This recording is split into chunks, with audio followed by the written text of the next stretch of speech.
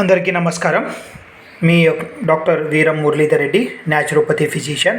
ఈరోజు మనము వేప యొక్క కషాయం గురించి తెలుసుకుందాం.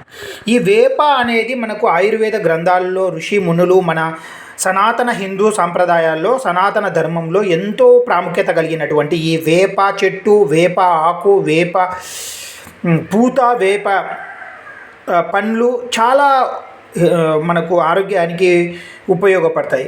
ఇందులో భాగంగా మనము వేప కషాయంలో ఈరోజు తెలుసుకుందాం.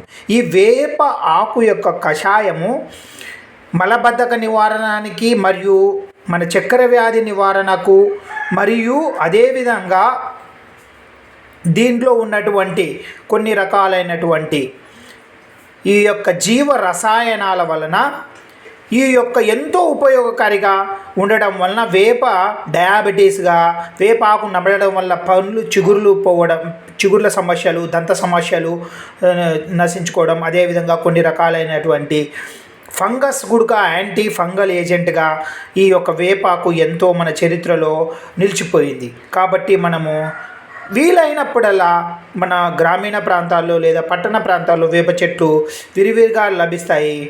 పరిశుద్ధమైనటువంటి ఈ వేప కషాయాన్ని వాడాలి. కాకపోతే కొందరిని వాడకుండా ఉండడం మంచిది. పిల్లలైతే ఒక ఆకు వేప ఆకు తినడం మంచిది. ఎక్కువ వేప ఆకులు, వేప కషాయం ఎక్కువ తాగడం వలన లివర్ పైన గుడక భారం పడుతుంది. అదేవిధంగా గర్భిణీ స్త్రీలు వీళ్ళు దూరంగా ఉండడం చాలా మంచిది. ధన్యవాదాలు. ప్రొఫెసర్ డాక్టర్ వీరం మురళీధర్ రెడ్డి.